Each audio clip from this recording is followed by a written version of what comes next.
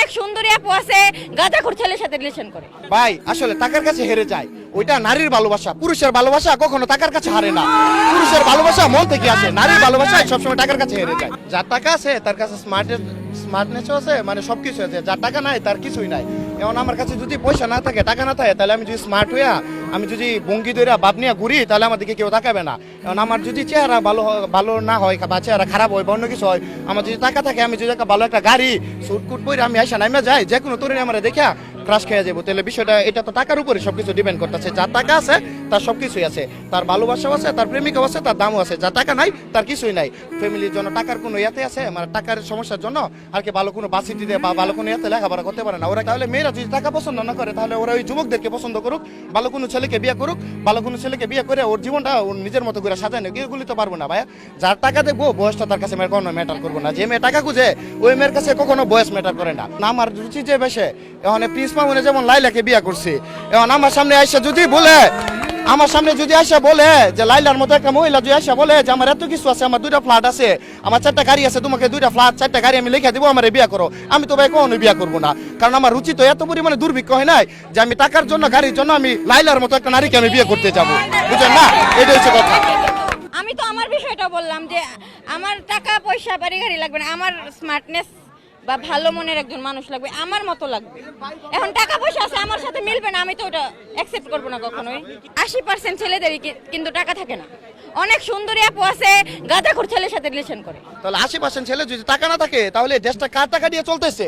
কামাই কি নারীর যে টাকা দিয়ে? দেশটা তো একটা নারী চালাইছে, দেশ চালাইতেছে জননেত্রী শেখ হাসিনা, উনি তো একজন নারী। আপনি এত রিক্সাওয়ালা দেখেন, কয়টা নারী রিক্সা চালায়, কয়টা নারী কষ্ট করে?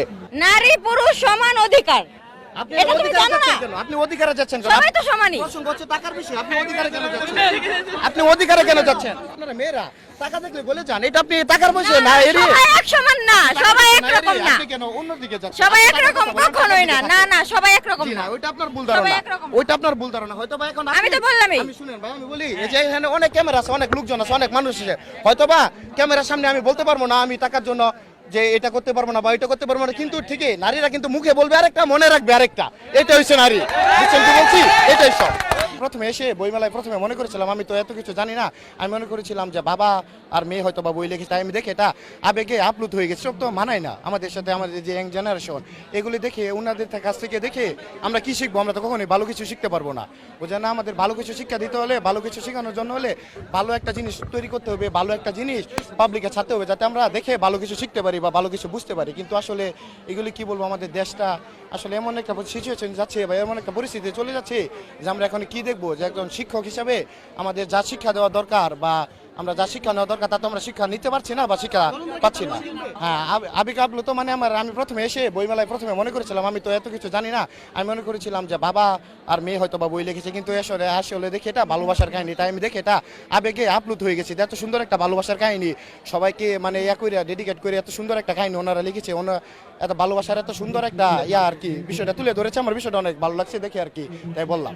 আমার মতে যারা মনে করেন যে ওনার মতো হতে চায় তারা তো অবশ্যই বই কিনবে, আর যারা ওনার মতো হতে না চায় তাহলে তো কখনো বই কিনবে না, বুঝেন না? বিষয়টা হচ্ছে এটা। আর যার যেমন রুচি, ওনার যেমন রুচি, আমার যদি ওনার মতো রুচি থাকে আমি অবশ্যই ওনার মতো বই কিনবো বা ওনার মতো কাহিনী করতে চাইবো। আমি আর কি শেষ বসে যাই বিয়া করবো, যাতে সবাই আমাকে এটাই বলে যে না ঠিক আছে বাবা ছেলের কাহিনীটা অনেক সুন্দর, সেলিব্রিটি হওয়ার জন্য, ভাই হওয়ার জন্য, বুঝেন না? এটাই আর কি।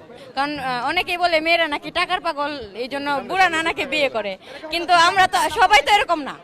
একজনের জন্য তো সবাই কথা শুনবে না, তাই না? এখন এই আপুটা টাকার জন্য না কি জন্য বিয়ে করছে ওটা আমি জানি না, কিন্তু সবাই ওনার জন্য সবাই কেন কথা শুনবে?